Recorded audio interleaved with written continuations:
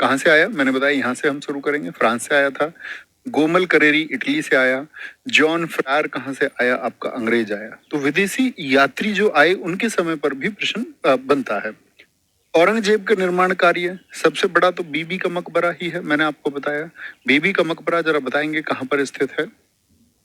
बादशाही मस्जिद लाहौर किसने बनवाई, औरंगजेब ने बनवाई, बहुत इंपॉर्टेंट है। लाल किले के अंदर मोती मस्जिद, लाल किला कौन सा, दिल्ली के लाल किला। लाल किला तो शाहजहां ने बनवाया, लेकिन शाहजहां के बनाए हुए लाल किले के अंदर मोती मस्जिद औरंगजेब ने बनवाई। यह दिल्ली के लाल किले में है और सफेद संगमरमर से बनी हुई है। ठीक है, सफेद संगमरमर से बनी हुई है। बताएंगे, बहुत सारे दोस्तों ने बताया। छठे नंबर, 1679 में इन्होंने पुनः जजिया लगाया। क्या बोलेंगे, पुनः जजिया लगाया 1679 में। ठीक है, 1679 क्या लगाते हैं, ये जजिया लगाते हैं। अच्छा मुझे बताइए, जजिया अकबर ने कब खत्म किया था, किस वर्ष। तो आप कहेंगे भैया अकबर ने जो जजिया चल रहा था उसको 1564 में क्या कर दिया था, खत्म कर दिया था। ठीक है, जजिया टैक्स को। जजिया किस पर लगता था, जो गैर इस्लामिक लोग थे। याद है ना, अकबर ने 1562 में आपका किसको, दास प्रथा को, 1563 में तीर्थ यात्रा कर को, और 1564 में जजिया को एकदम खत्म कर दिया था। औरंगजेब के समय को जाट विद्रोह हुए। तो जाटलैंड की अगर मैं बात करता हूँ, यानी जाटों की जो भूमि कही जाती है, मथुरा के पास वाला जो क्षेत्र था उत्तर प्रदेश में, तो आगरा के समीप था। अब मथुरा में क्या था कि जाटलैंड था, मथुरा आगरा वाला जो क्षेत्र है। तो यहाँ पर कुछ जाट नेता हुए, ठीक है, जिसमें से सबसे प्रसिद्ध नाम आता है चूड़ामन जी का, आगरा यूपी में। और चूड़ामन जी ने तो क्या किया, दरअसल में यहाँ पर मुगलों ने क्या कर रखा था कि मुगलों की यहाँ पर एक चौकी थी। चौकी का मतलब जितना भी सामान जाता था तो मुगल उस आगरा की चौकी से लेते थे टैक्स। और लाल बेग नामक एक व्यक्ति था जो यहाँ के स्थानीय लोगों पर बड़ा अत्याचार करता था, क्योंकि मुगलों का लीडर यही था यहाँ पर, मुगलों के द्वारा मुगलों का इसको सहारा था।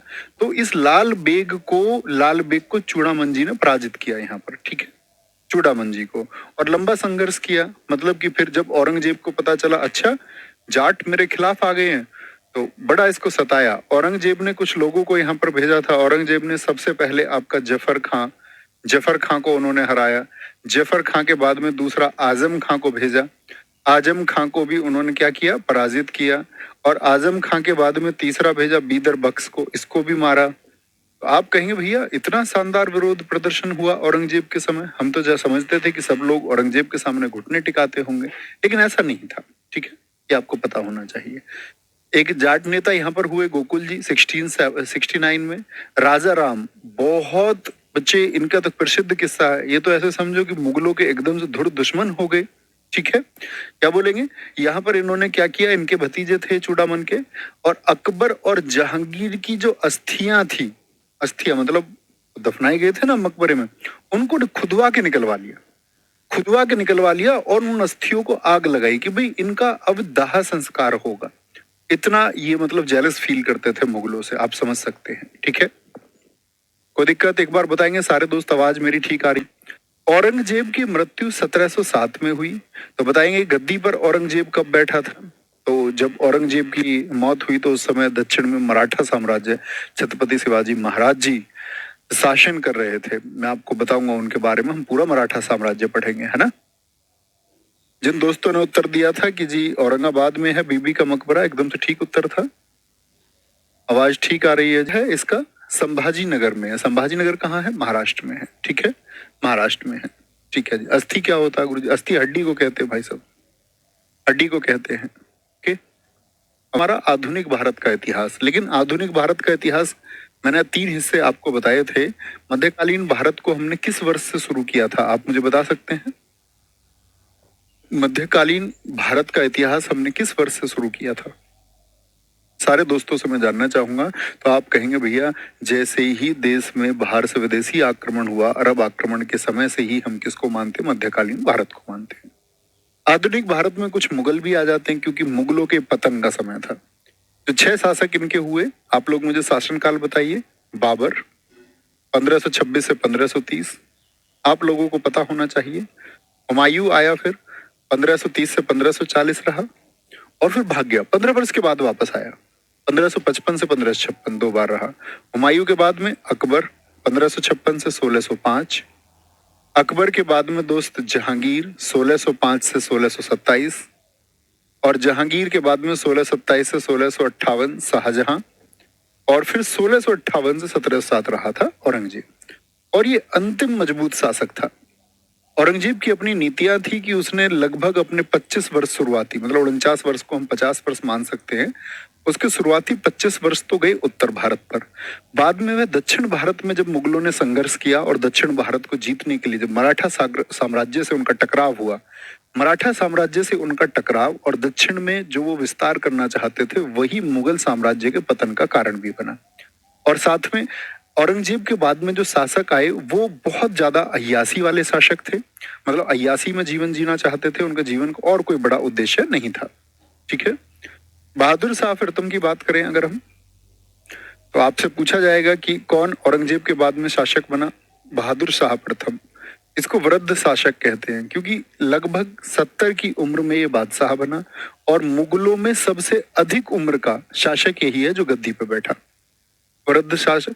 इसको शाह ए बेखबर कहा जाता है। किस मुगल शासक को शाह ए बेखबर कहा जाता है? ये बेखबर था हर एक चीज से, इसको कोई मतलब नहीं था दुनिया में, दुनियादारी में क्या चल रहा है, क्या शासन संभालना है। शाह आलम प्रथम भी इसी को कहते हैं। इसका वास्तविक नाम था मुअज्जम। क्या नाम था? मुअज्जम। 1707 में इसने उत्तराधिकार के युद्ध में, यानी जाजऊ के युद्ध में अपने भाई कामबख्श को हराया। किसको हरा दिया? ये औरंगजेब का पुत्र है, और औरंगजेब का ही दूसरा बेटा जो कामबख्श है, कामबख्श को क्या कर दिया गया? हरा दिया गया। तो मुझे बताइए मुअज्जम की हेल्प किसने की थी? मुअज्जम की हेल्प किसने की थी? आप कहेंगे जी गुरु गोविंद सिंह ने की। और गुरु गोविंद सिंह कौन है? सिखों के कौन से नंबर के गुरु हैं बताएंगे? तो आप कहेंगे सिखों के 10वें गुरु हैं। पहले गुरु गुरु नानक देव, और 10वें गुरु हैं गुरु गोविंद सिंह। गुरु गोविंद सिंह। बहुत बढ़िया, वेरी गुड अखिलेश यादव जी, अब भी क्लास कर रहे हैं। बीबी फिदवा की उपाधि जूलियाना को दी गई। दरअसल में इस समय पर जो मुगल थे, बीबी फिदवा कौन है? बीबी फिदवा दरअसल में एक पुर्तगाली थी। हम बोल सकते पोर्टुगीज टीचर है, क्योंकि इस समय तक पुर्तगाली भारत में आ चुके थे।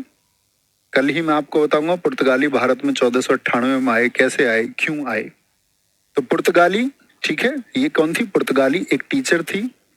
और भैया इसको बहुत अपने नजदीक रखता था। कौन? मतलब कहीं युद्ध भूमि में भी अगर जाता या कहीं घूमने जाता, टहलने जाता, तो बहादुर शाह प्रथम, ये बुढ़ेरा आदमी, क्या बोलोगे, बीवी फिदवा को अपने साथ रखता था, एक पोर्टुगीज को। कहते हैं ये इसकी प्रेमिका थी, और इसी प्रेमिका को इसने क्या उपाधि दी? जूलियाना की उपाधि दी। तो आपसे पूछे पुर्तगाली महिला जूलियाना का संबंध किस मुगल शासक से है, तो आप कहेंगे बहादुर शाह प्रथम से है। किससे है? बहादुर शाह प्रथम से है। जी हाँ, 10वें गुरु थे। भैया ऐसे लोग राजा कैसे बन जाते थे? बेटा इनका पिताजी राजा होते थे, इसलिए ये राजा बन जाते थे। और फिर राजा बनने के लिए बड़ी कोई एक्टिविटी इतनी आवश्यक नहीं थी। किसी किसी को तो संरक्षण इतना अच्छा मिल गया, लोग इतने बढ़िया मिल गए, वफादार लोग मिल गए कि उनको गद्दी पर बिठा दिया। ये लंपट मूर्ख है। उसकी मौत के बाद में जहादर शाह आया। इनके बारे में सिर्फ इनके नाम याद रख लीजिए। फर्रुख सियर 1713 से 1719, ये घृणित शासक है, मतलब इसको सबसे ज्यादा घृणा का पात्र माना जाता है। यही है जिसने चंद रुपयों में अंग्रेजों को व्यापार के लिए बंगाल, उड़ीसा आदि दे दिए कि भाई तुम फ्री व्यापार करो यहाँ से। गुजरात का सूरत क्षेत्र अंग्रेजों को दे दिया चंद रुपयों में कि ठीक है तुम यहाँ पर। क्यों दे दिया जी इसने? देखेंगे। इसी ने लक्ष्मण दास को मरवाया। लक्ष्मण दास यानी बंदा बहादुर की हत्या करवाई। तो आप सोचेंगे कि बंदा बहादुर कौन है? ये मैं आपको जब सिख धर्म पढ़ाऊंगा तब बताऊंगा। ठीक है, सिख धर्म पढ़ाते समय कि सिखों के कितने गुरु हुए? 10 गुरु हुए। तो गुरु गोविंद सिंह जी ने क्या कह दिया था कि अब गुरु प्रथा आगे नहीं चलेगी, यानी कि 11वां गुरु नहीं होगा। ये गुरु गोविंद सिंह कह गए कि हमको अब किसको? खालसा की जो स्थापना की गई कि हमको अब खालसा को फॉलो करना होगा। तो लेकिन उन्होंने कहा कि सैन्य कमांडर एक रहेगा जो सारी सेना का कंट्रोल देखेगा। तो ये जो बंदा बहादुर है, गुरु गोविंद सिंह के बाद में जो सिखों की सेना थी उसके कमांडर बने थे, लेकिन कहते फर्रुख सियर ने इनको भी उतने ही घृणित तरीके से मारा। हिंदू धर्म में इनको बदलवाने के लिए लगभग इनको भी 30 दिन का कष्ट दिया गया, इनकी भी खाल उतारी गई, इनके भी अंग अंग काटे गए, सिर से बाल उखाड़े गए, और फिर बंदा बहादुर को इन लोगों ने मारा। ठीक है। इसके समय पर अंग्रेज शिष्टमंडल आया, जिसके अध्यक्ष कौन थे? जॉन सैरेमन। भारत आया था शिष्टमंडल कब? 1715 में, ठीक है, 1715 में एक डेलीगेशन आया, जिसमें कौन आया? एक डॉक्टर आया था, हैमिल्टन। शिष्टमंडल समझिए क्यों। अब ये लोग बड़े चालू तो थे ही अंग्रेज, इनको पता था कि भाई व्यापार करना है, और फर्रुखसियर जैसा शासक है जिसमें बहुत ज्यादा बुद्धि नहीं है, तो उन्होंने क्या किया कि एक काम करते, फर्रुखसियर से बात करते, तो फर्रुखसियर के बारे में पूरी रिसर्च करके आए। फर्रुखसियर के एक गलत जगह पर फोड़ा निकल रहा था, फोड़ा समझते हैं ना, फुंसी। अब वो ऐसी फुंसी निकल रही थी फर्रुखसियर के, बड़ी गलत जगह थी, इलाज नहीं हो पा रहा था इसका। तो अंग्रेज रिसर्च करके आए दरबार के बारे में कि बादशाह को दिक्कत क्या है, और बहुत दिन से पीड़ित था, कोई वैद्य इसका, कोई डॉक्टर इलाज नहीं कर पा रहा था। तो अंग्रेज अपने साथ एक डॉक्टर लाए, हैमिल्टन। अब आके बात करने लगे व्यापार के लिए फर्रुखसियर से, भाई हमको व्यापार के लिए ऐसे ऐसे सूरत में व्यापार करना है, बंगाल उड़ीसा में व्यापार करना है। ऐसे बोला नो, अरे नहीं कह दिया, बोले कि मैं व्यापार तुमको नहीं करने दूंगा। और इन्होंने बोला बादशाह, थोड़ा बादशाह बीच में कराता था भी, उसने पूछा बादशाह ऐसे आ कैसे करते हो, करहा कैसे रहे हो? तो पहले तो शर्माया, उसने बोला कोई दिक्कत नहीं है, आप बता सकते हो, हमारे साथ एक डॉक्टर साहब है, सारे ट्रीटमेंट कर देते हैं, कोई भी दुनिया की बीमारी हो। उसने बता दिया कान में, बोले भैया ऐसा ऐसा दिक्कत है, गलत जगह फुंसी निकल गई है, फोड़ा निकल गया है। उन्होंने बोला कि ये ठीक कर देगा, और हैमिल्टन तो भैया पहले से रिसर्च करके आया, तो उस तरह की दवाइयां भी लेके आया, तो इसने ट्रीटमेंट कर दिया। ट्रीटमेंट कर दिया तो फर्रुखसियर इतना खुश हुआ, इतना खुश हुआ कि चंद रुपयों में इसने अंग्रेजों को दस्तक दे दिया। फर्रुखसियर ने 1717 में अंग्रेजों को व्यापार करने के लिए मैग्ना कार्टा, मैग्ना कार्टा मतलब आपका घोषणा पत्र दे दिया, एक घोषणा पत्र दे दिया कि भैया तुम व्यापार कर लो, व्यापार कर लो। कहाँ कहाँ पर? सूरत का व्यापार इनको दे दिया, बंगाल उड़ीसा का व्यापार इनको दे दिया, ठीक है, बंगाल उड़ीसा का कर मुक्त व्यापार, की कोई टैक्स भी नहीं लूंगा मैं तुमसे, कोई टैक्स भी नहीं लूंगा, आराम से व्यापार करो, ठीक है, मात्र 3,000 रुपए में। सूरत का वार्षिक 10,000 रुपए में दे दिया गया। इसके वजीर कौन थे? किंग मेकर थे, किंग मेकर। अब इनकी वजह से ये राजा था, हुसैन अली और अब्दुल्ला। बहुत इंपॉर्टेंट है कि किन लोगों को किंग मेकर कहा जाता है, क्योंकि मुगलों का इस समय का जो शासन रहा वो इन्हीं लोगों ने कंट्रोल किया, जिसको ये चाहे गद्दी पे बिठाए। वजीर का मतलब ऐसे समझो प्राइम मिनिस्टर, ठीक है, तो जिसको ये चाहे गद्दी पे बिठाते, जिसको ये चाहे गद्दी से हटाते। ओके, कोई दिक्कत, कोई परेशानी? बंधु कौन है? दो भाई कौन है? हुसैन अली और अब्दुल्ला। इन्हीं को श्रेय जाता है फर्रुखसियर को गद्दी पे बिठाने में। तो मुझे बताइए कि किंग मेकर कौन थे, एक बार आप नाम मेमोराइज कीजिए कि अली बंधु है। कौन है? अली बंधु है, जिसमें एक नाम है आपका हुसैन अली, या इनको सैयद बंधु भी हम कहते हैं। क्या बोलते हैं? ज्यादा तो सैयद बंधु ही हम इनको कहें, सैयद बंधु ही इनको हम कहें, जो कि लिखा हुआ भी है। तो सैयद बंधुओं की वजह से ये गद्दी पे बैठा था फर्रुखसियर। फिर इन्होंने ही, जब फर्रुखसियर की ताकत बढ़ी और फर्रुखसियर ने सोचा है कि यार ये तो अली बंधु जो हैं, दोनों के दोनों सैयद बंधु जो हैं, हुसैन अली हसन अली, ये दोनों तो बड़ा मुश्किल कर रहे हैं, सारे फैसले ये खुद ले लेते हैं आधे से ज्यादा। तो उसने एक साजिश की इनके खिलाफ, लेकिन उल्टा इन्होंने ही फर्रुखसियर को मरवा दिया। और इसके बाद में ये किंग मेकर्स की वजह से ही देखो छोटे छोटे शासनकाल है, रफी उद्दरजत, रफी उद्दौलत, नेफुस शियार, ये मुगल शासक हैं सब। फिर बाद में मोहम्मद शाह रंगीला को उन्होंने गद्दी पे बैठाया। तो देख रहे हो, एक ही साल में 3 शासकों को उन्होंने बदल दिया। नाम आपको याद करने की जरूरत नहीं है, ठीक है, आगे आएंगे। मोहम्मद शाह रंगीला। भैया लंपट का मतलब क्या होता है? लंपट का मतलब होता है निरा पागल, निरा पागल। जहांदर शाह दरबार में लड़कियों कपड़े पहन के चला जाता था, सूट सलवार पहन के चला गया, बाकी कपड़े आप सोच ही सकते हो लड़कियों के, ऐसा कुछ भी पहन के चला जाएगा, ठीक है। तो मोहम्मद शाह रंगीला गद्दी पे आया, और देखो इसका बड़ा शासन है। क्यों भैया इसका बड़ा शासन क्यों हो गया? क्योंकि इसने क्या किया कि इसने किंग मेकर्स की हत्या करवा दी, जो पावरफुल हो रहे थे। इसने मराठों की मदद लेके, क्योंकि दक्षिण मराठे मजबूत थे, इसने मराठों से टाई अप करके, संधि करके क्या कर दिया, किंग मेकर्स को मरवा दिया। इसीलिए इसका लंबा शासनकाल रहा। कितने वर्षों का शासनकाल? 29 वर्ष का। चिंकलिच खां, आसफ जहां से मिलकर सैयद बंधुओं का इसने खाता किया, और साथ में कौन थे यहाँ पर, किसकी हेल्प ली इन्होंने? मराठाओं की हेल्प ली। जजिया को पूर्णतः खत्म किसने कर दिया था? आप कहेंगे भैया जजिया का कितना लंबा काल है। जजिया, सबसे पहले जजिया सिंध में किसने लगाया था? जजिया मुझे बताएं, सिंध में किसने लगाया था? काशिम ने लगाया था। पहले छोटे हिस्से में लगा था, काशिम ने लगाया। इसके बाद में फिर आपका अगर बात करें, ऐबक ने कहां पर लगाया था इसको? ऐबक ने लगाया था जम्मू एंड कश्मीर में। लगाया था या नहीं, जम्मू एंड कश्मीर में। उसके बाद में फिरोज शाह तुगलक ने इसको उत्तर भारत में लॉन्च करते हुए ब्राह्मणों पर लागू कर दिया था। किस पर? ब्राह्मणों पर लागू कर दिया था। फिर बीच में इसको अकबर ने क्या कर दिया था? अकबर ने डिमोलिश कर दिया था। अकबर के खत्म करने के बाद में औरंगजेब ने इसको 1679 में, बहुत पूछा जाता है, औरंगजेब ने फिर से लागू कर दिया। फाइनली किसने खत्म किया इसको कि इसके बाद ये फिर कभी लगा ही नहीं, इसके बाद ये कभी लगा ही नहीं। हाँ बिल्कुल ठीक कह रहे हैं, मुबारक अंसारी कह रहे हैं। मोहम्मद शाह रंगीला के समय बने स्वतंत्र राज्य बहुत सारे। मोहम्मद शाह रंगीला, रंगीला नाम का आदमी है तो रंगीला ही होगा। इसको ऐसे समझो कि इसके समय पर ये दिल्ली या मुगलों का शासन इतना कमजोर हो गया कि आप समझना चाहेंगे कि बहुत सारे राजाओं ने खुद को बोले भैया रंगीला हम तेरे साथ नहीं है, हम अपना शासन खुद चलाएंगे, और इसने उनको कोई विरोध तक ना किया। ये हैदराबाद में आसफ जहां ने, अवध में सादत खान ने बोला खुद को अलग कर लिया, बंगाल में मुर्शिद कुली खान ने खुद को अलग कर लिया, मथुरा भरतपुर में बदन सिंह नामक एक व्यक्ति जो पहले मुगलों के अधीन थे, ये सब लोग, इस जगह भी मुगलों के अधीन थी, लेकिन सब लोगों ने खुद को क्या कर लिया? अलग कर लिया, अलग कर लिया।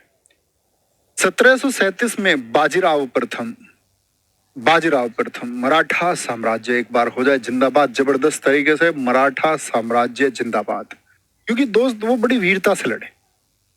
बाजीराव प्रथम ने अपने जीवन काल में, कहते हैं कि छत्रपति शिवाजी महाराज जी के समय भी जितना साम्राज्य था ना मराठा का, उससे भी लगभग 1.5 गुना साम्राज्य बाजीराव प्रथम ने फैलाया। आप जो भगवा रंग का देखते हैं भारत को, तो वो किसने फतेह किया था? बाजीराव प्रथम ने, जो एक सैनिक के रूप में एक पेशवा तक पहुंचे और एक पेशवा के रूप में उन्होंने मराठा साम्राज्य को अपनी सेवाएं दी। 1720 से 40 तक शासनकाल, 20 वर्ष में 40 लड़ाइयां लड़ी। इनके बारे में हम पढ़ेंगे। मराठा साम्राज्य में बाजीराव मस्तानी के पति यही हैं। 40 की 40 लड़ाइयां लड़ी, अपने सैनिकों के साथ दिन रात रण में रहे, सैनिकों के साथ खाना खाया। मोहम्मद शाह रंगीला ने सुना कि दक्षिण में किसी की चर्चाएं सुनी आती हैं, जरा मुझको वहां जाके और ये पता लगा के आओ ये आपका बाजीराव प्रथम आदमी है तो कैसा है। कहते हैं कि कुछ चित्रकार गए, कुछ गुप्तचर गए पता करने, उन्होंने देखा कुछ दिन तक बाजीराव प्रथम को सेना में वस्त्र शामिल करके, वहां अध्ययन करके आए, वापस आए तो एक चित्र बनाया। चित्र कुछ ऐसा बनाया कि घोड़े के ऊपर लगाम पड़ी हुई है और एक हाथ में गेहूं की बालियों को मल के खा रहे हैं बाजीराव प्रथम। और वो चित्र ही इतना भयावह बना, इतना शौर्य उसमें बाजीराव प्रथम का दिखता था कि कहते हैं मोहम्मद शाह रंगीला डर गया। और उसके लोगों ने कहा कि हमने अध्ययन किया है बाजीराव प्रथम का, यदि कभी जीवन में बाजीराव प्रथम से सामना हो तो तुम भाग जाना। और ऐसा ही हुआ भी। बाजीराव प्रथम ने दिल्ली फतेह की घोषणा कर दी कि मैं दिल्ली को जीत के रहूंगा, और अपने साथ 10,000 सैनिक लेकर के चले। लेकिन क्योंकि इनके समय पर वहां हैदराबाद वगैरह भी थे, तो 5,000 सैनिक उन्होंने इधर भेज दिए, कभी विद्रोह हो, 5,000 उन्होंने भेज दिए अवध की साइड में ऐसे, और अपने साथ मात्र 500 सैनिक लेके, 500 सैनिक लेके, यानी इधर भेज दिए सैनिक 5,000, 5,000 इधर, और खुद 500 सैनिक लेकर के दिल्ली में, कहते हैं बाजीराव प्रथम के लड़ाकों ने इतनी शानदार तलवारबाजी की कि 500 लोगों ने, 500 लड़ाकों ने दिल्ली को जीत लिया और मोहम्मद शाह रंगीला वहां से भाग गया। ठीक है। 1739 में दिल्ली पर, ये पढ़ेंगे इनके बारे में हम, तब आप जिक्र करना और महसूस करना। 1737 में दिल्ली पर क्या बोलोगे? 1737 में तो इनका आक्रमण हो गया दिल्ली पर। 1739 में नादिर शाह, ईरान का नेपोलियन। भारत का नेपोलियन कौन है? ऐसे ही ईरान में प्रसिद्ध था नादिर शाह। नादिर शाह को किसी ने बताया भैया कि दिल्ली में कोहिनूर रखा हुआ है अभी, कोहिनूर हीरा जो मुगलों के समय से था। मुगलों के पास कैसे आया जानते हो ना? दिल्ली सल्तनत से होते हुए मुगलों के पास था। अब ये आकर के भैया यहाँ से कोहिनूर हीरा, तख्ते ताउस जो शाहजहां ने बनवाया, 70 करोड़ रुपए के जो जवाहरात थे लेकर के गया, और ईरान पहुंच गया भारत का कोहिनूर हीरा। इसको बाद में ईरान के एक शासक की मदद करके, उस फैमिली की हेल्प करके, राजा रणजीत सिंह ने एक शर्त के तहत इसको वापस इंडिया में लाया था। ओके, आगे आएंगे, कोई दिक्कत? अहमद शाह 1748 से 54 तक शासक रहा। आलमगीर द्वितीय, ये आपको याद करने की आवश्यकता नहीं। शाह आलम द्वितीय, ये बहुत इंपॉर्टेंट है। दरअसल में देखो यहाँ पर एक चीज आपको समझनी होगी कि फर्रुख सियर ने जब अंग्रेजों को व्यापार करने की परमिशन दे दी, तो अंग्रेज पहले तो व्यापार करने के लिए भारत में आए थे, बाद में क्या करने लगे? भारत में व्यापार को अपने शासन में, सब कुछ कंट्रोल उन्होंने ले लिया।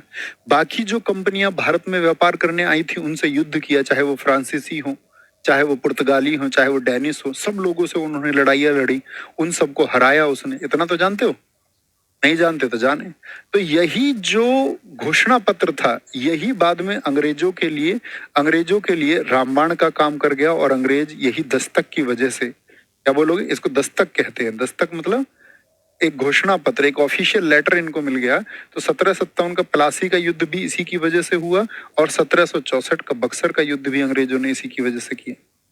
प्लासी में दरअसल में क्या हुआ था, अंग्रेजी शासन की शुरुआत थी, उनके पैर जमने थे, और 1764 में उन्होंने अपने शासन को स्थापित कर लिया था, और यहाँ अंग्रेजों ने शुरुआत की थी। मतलब 1757 में एक जबरदस्त शुरुआत के साथ में 7 वर्ष लगातार उन्होंने संघर्ष किया, और 1764 में अपनी मजबूती बना ली। समझे? तो दरअसल में क्या हुआ कि जब ये 1764 का बक्सर का युद्ध हुआ, ठीक है, बक्सर का युद्ध हुआ, तो बड़ा पूछा जाता है कि बक्सर के युद्ध के समय मुगल शासक कौन था। बक्सर युद्ध के समय, और मैं आपसे पूछूं प्लासी का युद्ध के समय, तो उस समय मैं आपसे तब भी जिक्र करूंगा जब इन युद्धों के बारे में मैं आपको बताऊंगा।